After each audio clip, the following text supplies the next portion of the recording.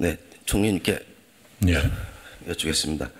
오래된 그 법과 제도가 아직까지 유지가 되면서 또 우리 주민들께 국민들께 피해를 입는 좀 대표적 사례를 제가 한번 두 가지를 좀 한번 말씀을 좀 드리고 예.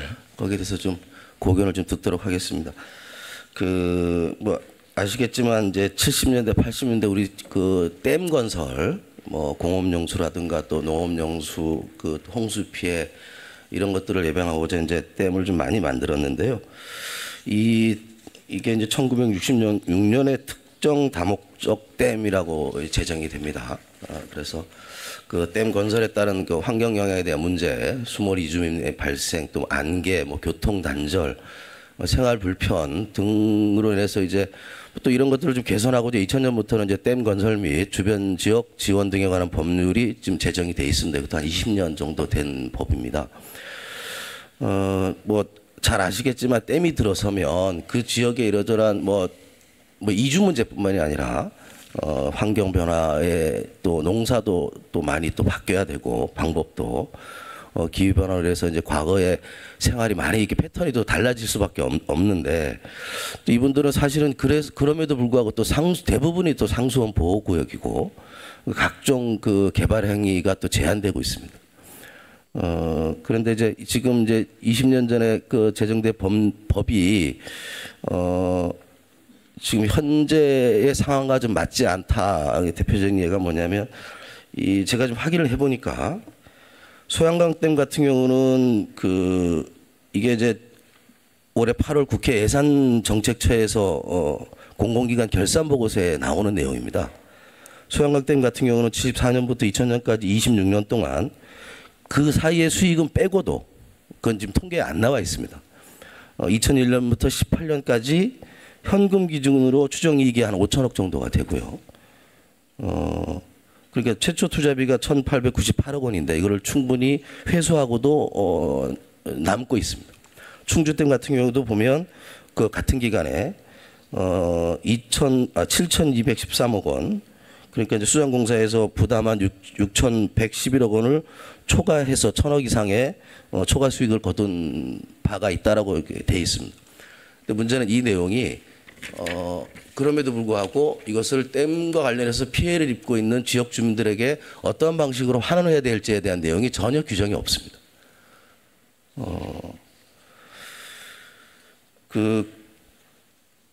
물론 이제 이게 아직 규정 자체가 없기 때문에 현재까지는 뭐 논의조차도 못 하고 있는 실정입니다. 이게 심각한 문제가 아닐 수 없습니다. 국립공원을 예를 좀 한번 좀 들어보겠습니다. 우리나라 국립공원이 이제 1967년 공원법이 제정이 됐고 지리산으로 시작을 해가지고 30년 동안 그 자연공원법으로 이렇게 관리가 되고 있는데요. 이것도 보면 사유지 비율 문제도 보면 우리 국립공원이 다른 나라에 비해서 상당히 높은 편이고 보면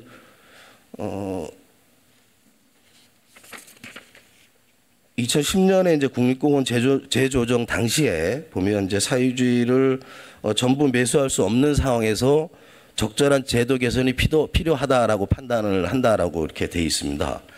대안으로 이제 뭐 주민 거주 등등 해서 지금 거주율이라든가 크게 좀 감소를 하기는 했는데 여전히 다른 나라에 비해서 사유지 비율이 상당히 높은 이런 상태고 여기도 당연히 또 행위 제한들이 상당히 많이 있습니다.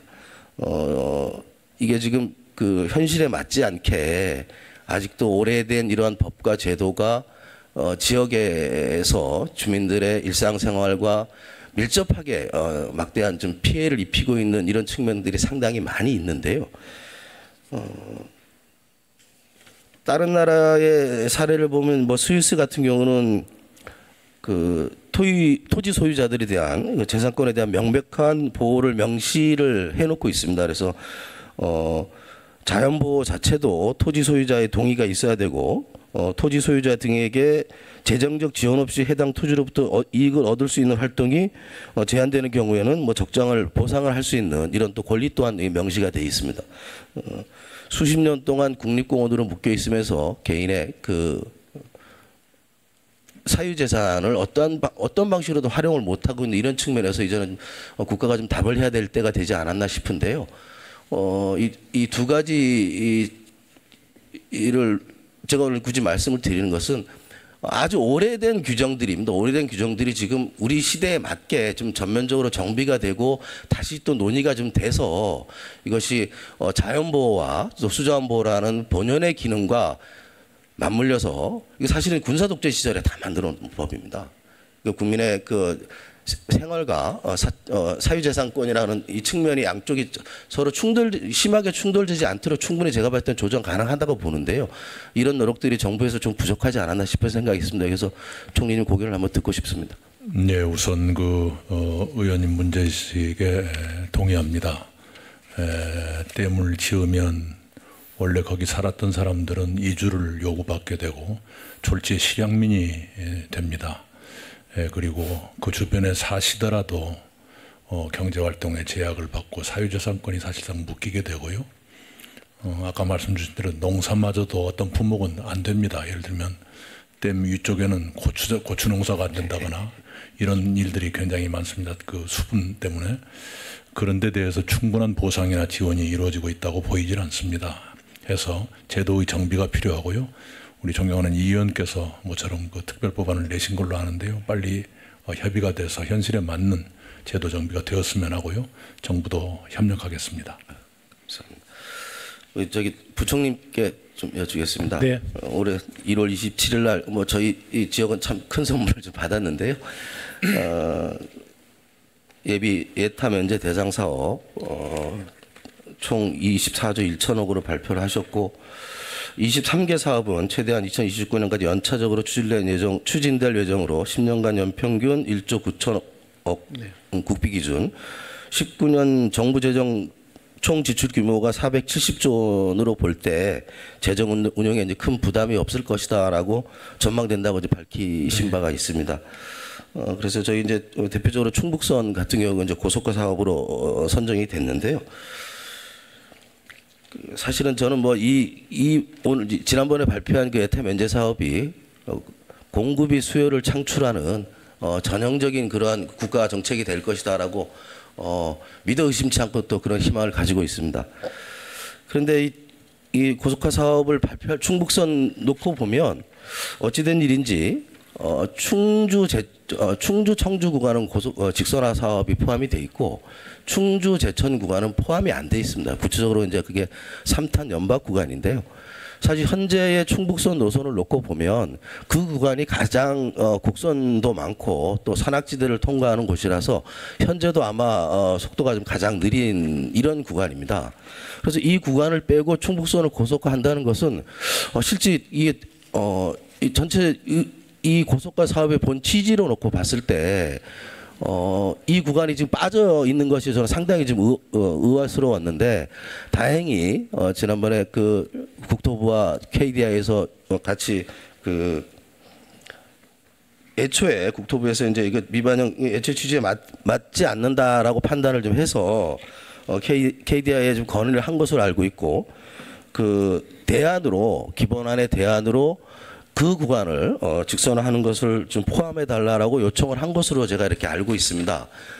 그래서 좀 전에도 제가 말씀을 드렸지만 이 구간이 직선화 안 되고 그러면서 그게 아주 1-200m 구간도 아니고 상당히 긴 구간입니다. 긴 구간인데 이것이 직선화가 안 된 상태에서 이게 고속화 사업을 한다는 게 과연 이게 이 사업의 의의와 맞는가에 대해서 고민이 있습니다. 그래서 국토부 대안을 적극적으로 좀 반영을 주셨으면 좋겠다라는 취지의 말씀을 좀 드리는 건데요. 부총리님 견해를 좀 듣고 싶습니다. 네, 의원님 이거는 예타 면제 사업으로 확정된 이후에 이제 KDI가 사업 계획 적정성 검토를 하지 않습니까? 하는데 의원님께서 말씀드렸던 그 선형이 불량한 3탄 봉양 구간은 일단 포함되어 있지 않습니다. 지금은. 근데 아마 국토부에서 직선화하는 여러 가지 대안을 몇 가지 사업 물량을 요구하면서 현재 확정되어 있는 사업비에는 포함되어 있지 않습니다. 요건을 국토부가 어떻게 할 것인지 제가 한번 요거는 국토부하고 좀 더 상의를 해보겠는데요. 현재 잠정적으로는 총 사업비가 확정이 되면서 일단은 3탄 봉양 구간은 포함이 안 돼 있다는 말씀을 드리고요. 다른 방안이 뭐가 있는지 한번 제가 관계부처가 한번 얘기를 해보겠습니다. 그 대안에 대해서 좀 적극적으로 검토를 좀 해주십사 부탁을 좀 드리는 거고요. 국토부의 대안이 이제 그것을 포함하는데 아까 제가 서두에 이제 그 부총님 지난번에 그 발표하실 때 말씀하신 굳이 제가 말씀을 왜 드렸냐면 한정된 예산을 가지고 그 안에서 이 사업을 진행을 하다 보니까 이런 기형적인 노선이 나오지 않았나 싶은 생각이 있습니다. 근데 이거 이렇게 해놓고 나서 또 다시 나중에 이 사업을 다시 또 이렇게 진행을 한다면 정부 예산이 또 중복되기도 하고 더 큰 문제가 발생할 소지가 좀 분명히 있을 것 같거든요.